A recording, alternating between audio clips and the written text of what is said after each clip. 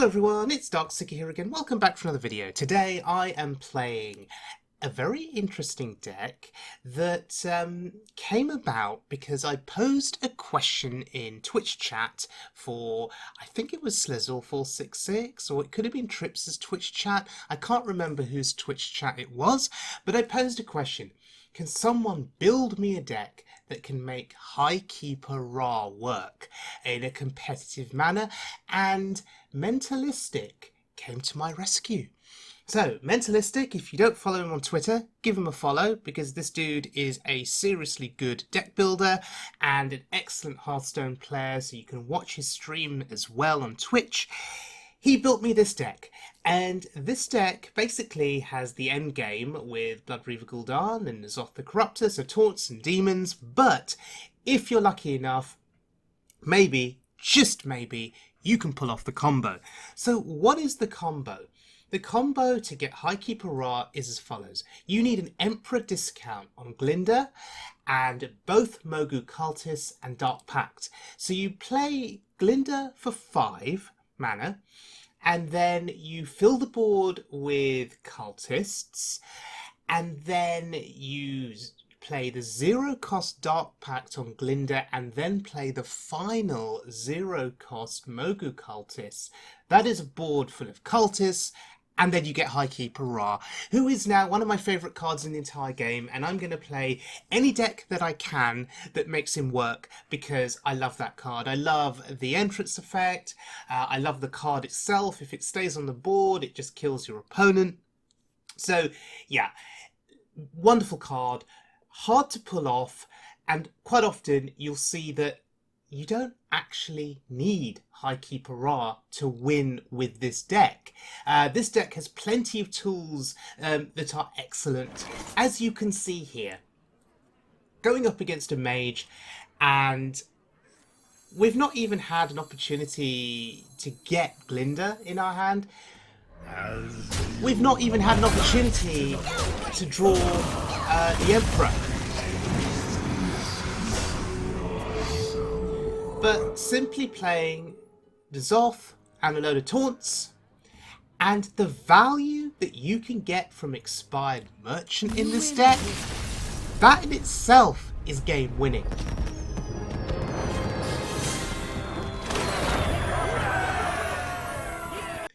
And in this other little clip, against a druid.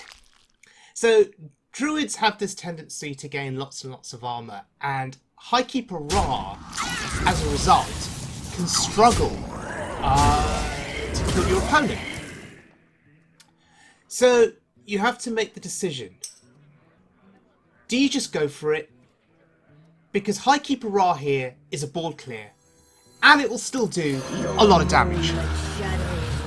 So here we go with the combo, and I need to ensure that I play this correctly, because I have a tendency to mess these things up. Is coming. The storm is coming. Taking my time. I must feed now. Meanwhile, that rope is burning, but we should be fine here. The storm is coming. The storm is coming. A Dark Pact to Glinda. Glinda, you've done your job. And now behold.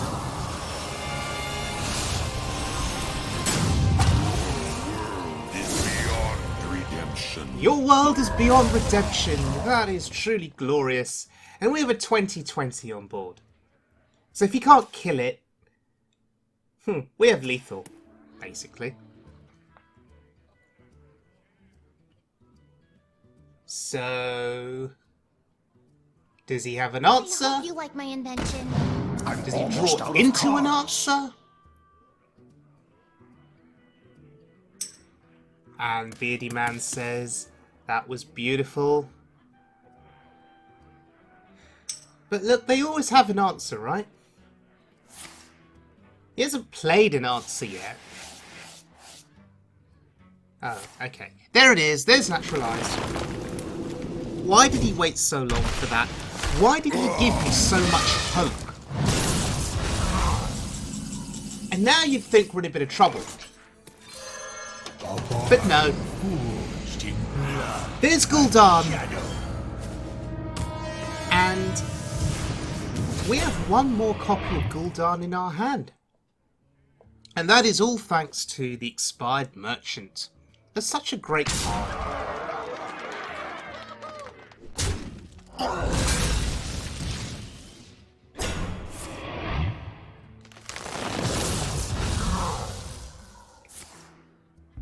So the Jade Druid is now just going to specialise in generating big Jade Golems every single turn.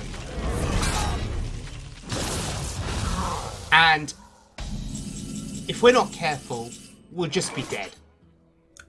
Because those Golems are just going to keep growing and growing and growing. I'm almost If out he of can connect with the cards. face a couple of times, it's game over for us. So we need to think about this carefully. To what extent do we trade? Comparative to going face.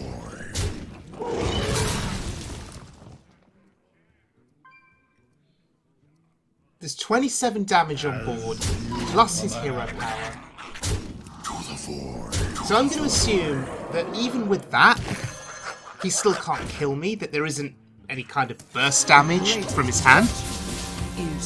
So my priority now is to go wide on this board, to put as much down as possible, and to keep That served no purpose. to keep connecting with his face. That's my strategy here.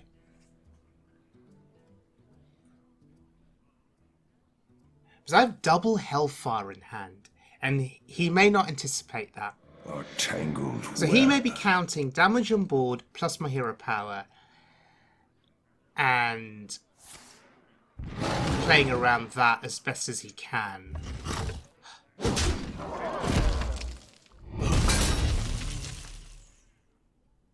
He's thinking of going face. He's really giving it some thought. That served no purpose. And I feel the emoting here is warranted. Because we're about to beat this druid. Death is This druid who has been generating incredible value with the Jade Golems. I'm almost out of cards. And we're about to win. I'm out of cards. After having played Highkeeper wrong, of course.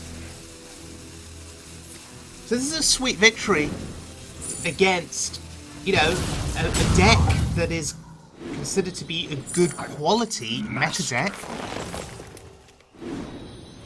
I'm out of cards. And, of course, playing this on the train, on my way back from holiday, Cards. approaching a tunnel.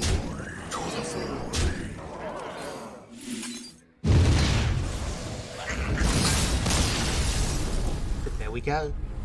The Jade Golems were not enough. Alright, let's look at our final game.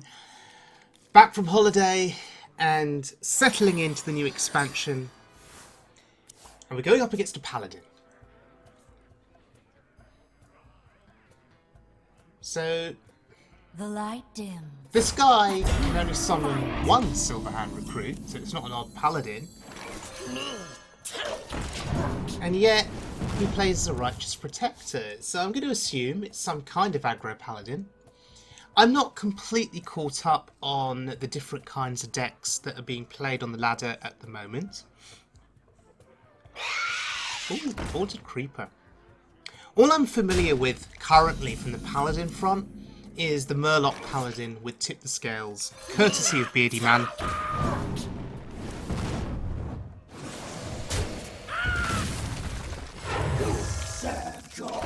If you're interested in that deck, then check out my earlier video, and there are some deck codes in that. Beardy Man, as always, coming up with some great creative decks at the start of the expansion. Now, I don't even know if that play was correct. I could have saved the Evil Genius for when I had a Void Caller on board. And then use it to kill the Void Caller to bring down the Void Lord. But I guess I felt the need to get the lackeys now. Playing a Void Caller on 4, then Evil Genius on 5 is a little bit slow. So I guess that I just have to play the lackeys. I need board presence against him. Otherwise, there's just going to be a little bit too much pressure. From nothing. So do we get something good? I think I have to take the Spirit Bomb. Soulfire is too risky in my mind here. And what am I going to Soulfire? What am I going to deal 4 damage to at the expense of of discarding a card? Discarding a card that could be very important. So, Spirit Bomb is fine. It's 4 damage. I take 4 damage. That's okay. Because I have some healing in this deck. I have Spellstones. I have Gul'dan.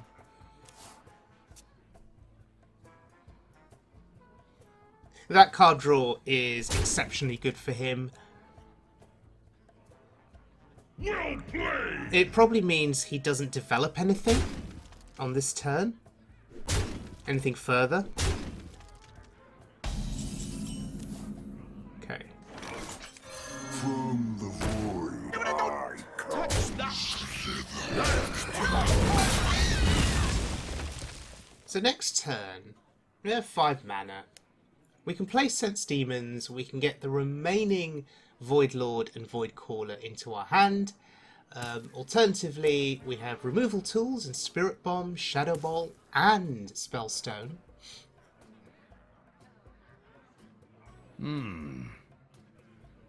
So a lot of removal available to us here.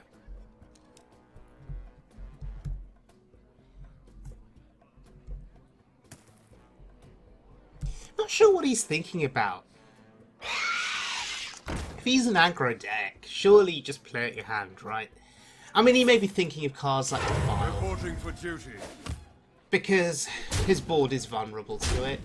But then I guess, with the kind of deck he's playing, his board is always going to be vulnerable to something like Defile. Don't touch that. To the void. I am prioritising with the Silverhand recruits because I'm still scared of Quartermaster. I know he's not an odd paladin per se, but I'm still scared that that card is in the deck. But moving forward now, we should be pretty well set. We've got an opportunity in the next couple of turns to potentially get both Void Lords down onto the board. And as we head to turn 10, to your homes. we have N'Zoth. Now, back to your homes is pretty good. Reporting for duty. So if he's playing Steward of Darkshire and he's aiming to buff up those Silverhand recruits, you've got to assume that Quartermaster is in this deck. Error. Was he counting on there not being a Void Lord in my hand? Interesting. Well, I guess we need to deal with the Steward of Darkshire. I feel okay tapping here.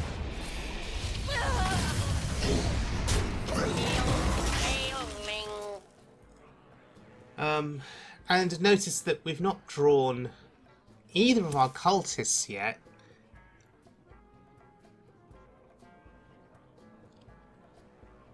And we've not drawn Dark Pact either. Oh, wow. That's a card that I've not seen played on the ladder for, what, about a year now, at least? Is this guy playing a deck that's like a year or 2 years old? Reporting for duty. Have we actually seen any new cards in his deck yet? I don't think we have.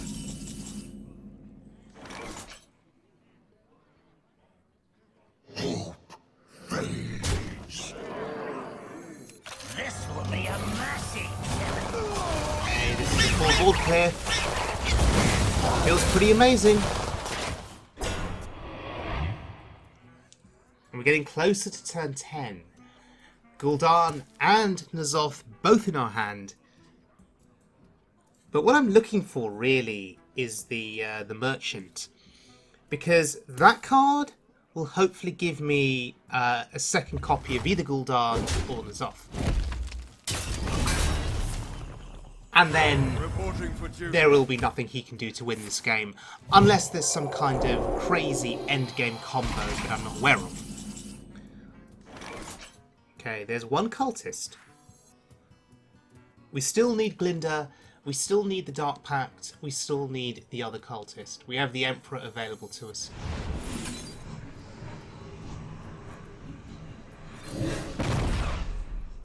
Curious about this secret. As you command.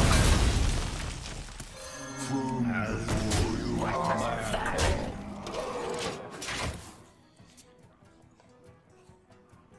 Give him credit though. He's still hanging in there.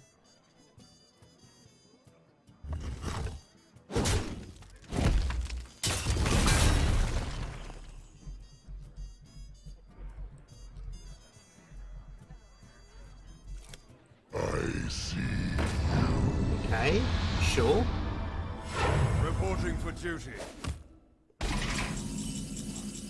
Sacrificial Pact. To the void. Okay. Rises. And there it is. There's the expired merchant. We snap play that. And now we're guaranteed to get 2 copies of N'Zoth back, unless he has a silence effect.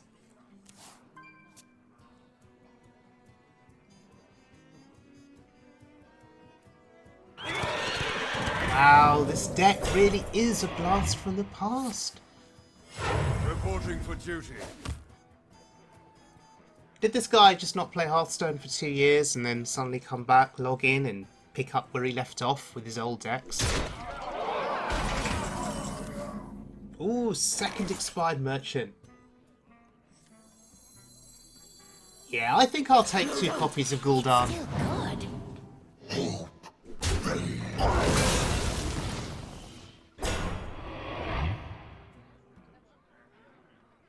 Wanna bite?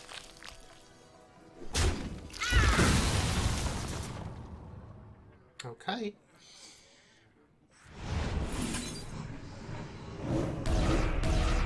May as well just use some healing now. We have 10 cards left in our deck. And I think we tap. We tapped last, which is not good. That last turn was a bit of a mess, to be honest. But it's okay.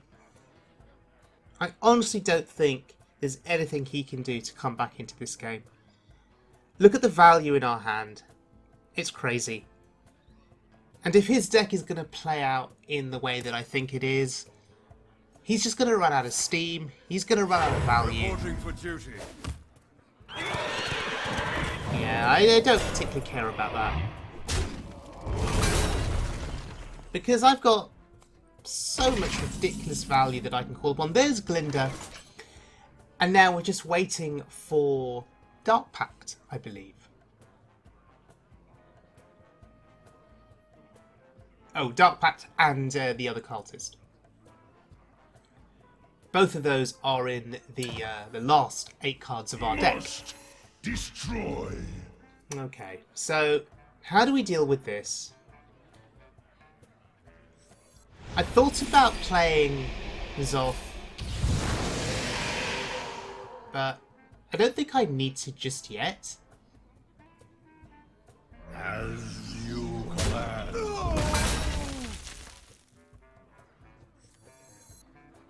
Because I can deal with this board using the tools that I've got. We are committing... We're going to have to commit a lot here to clear the board. And I don't know if I've been doing this in the most efficient way. Wanna bite? Because now to clear that 5-2, I have to commit Hellfire. But fine, whatever. Error! Error! Yeah, I don't know if it was efficient, but the board is clear, we're happy. And now, next turn, we're safe to play either N'Zoth or Gul'dan. Which one would you typically want to play first? That's the question. I mean, do I play Gul'dan first, so I get more Void Lords on the board, and then when I play N'Zoth, there's the chance to get more Void Lords back? I don't know. I've done it.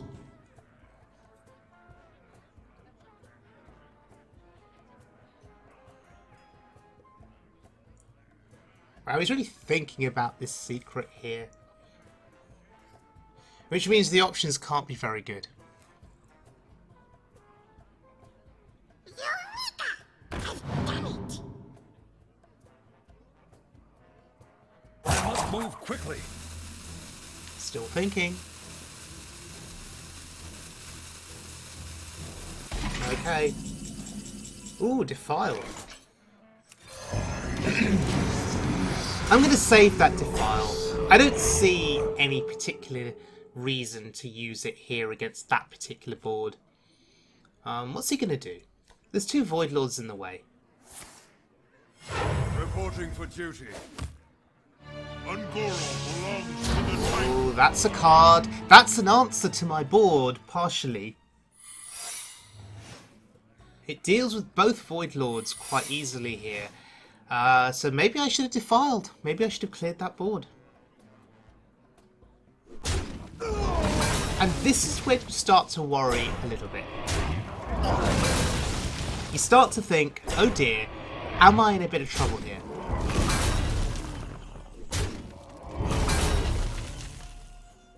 And one of the drawbacks here in this deck is Expired Merchant coming back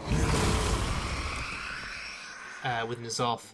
I must move quickly. Oh, we've drawn the Hellfire. We're okay, I think. To the void. To the void. Wanna bite? Just testing for that secret. Getaway Kodo. Okay. Wanna bite? But yeah, no need to play the Hellfire. Forged in blood and shadow. So now we have Gul'dan. And we only get one Void Lord back. That's very By the unfortunate. holy light. But 5 taunts on the board overall. He's got Highkeeper Tarim back in hand. That's not really going to help him here. Because plays Tarim, that's going to buff some of my Void Walkers. So, yeah, he's in a difficult spot. And as this game continues, I'm now becoming more eager to play my combo, to get Highkeeper Ra down onto this board. Against an aggro deck, you'd assume that this game would have been over by now, that I'd have had my value with my Void Lords, and my Gul'dans, and my N'Zoths, and he'd just concede. I mean, he knows I've still got Gul'dan in hand, and N'Zoth in hand as well. I must move quickly. And yet he's persevering. He thinks he can win this game. Back to your homes. And so if that is the strategy he wants to play, I want to drag this game out until I get Highkeeper Ra. Reporting for duty. Reporting for duty.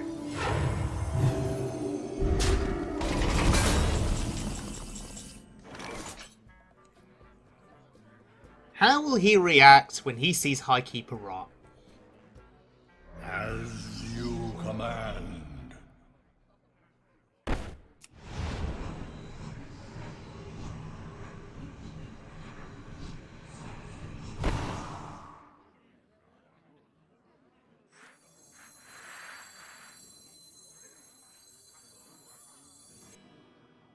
As you command.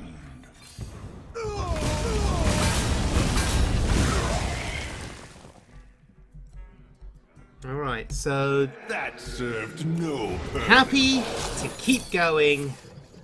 Eye for an eye. Are you kidding me? That's hilarious.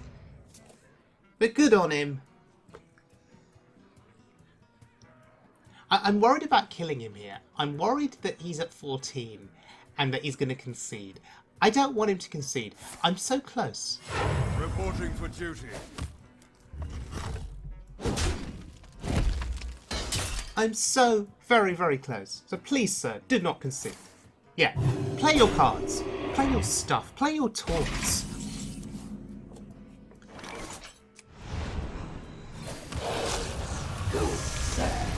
So just playing that 2/2 as a tempo card.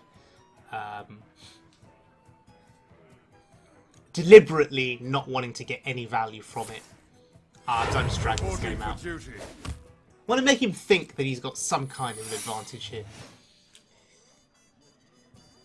Yeah, play more stuff.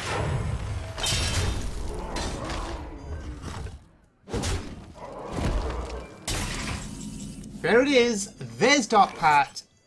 And now it's combo time. Now I need a clear board to pull off my combo.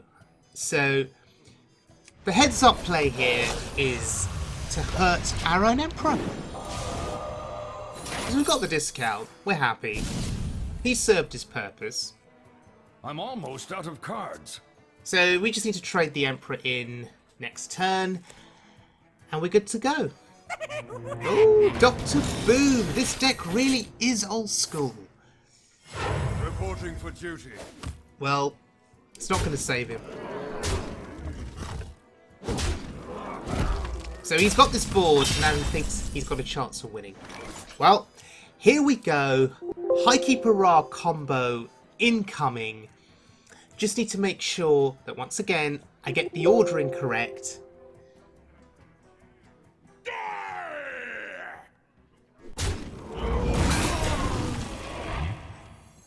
Your moonlit shadows rise to meet you. Okay, there's Glinda. He's probably looking at this thinking, what the hell? Is coming. The storm is coming. The storm is Just dragging this out. The storm is I coming. really want him to take in this Storm experience. is coming. I must feed now.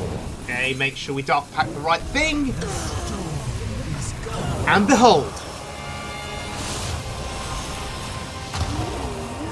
Is beyond redemption. your world is beyond redemption, Mr. Paladin. Oh, and look, Highkeeper Ra absorbing both bombs as well. Bloody hellfire.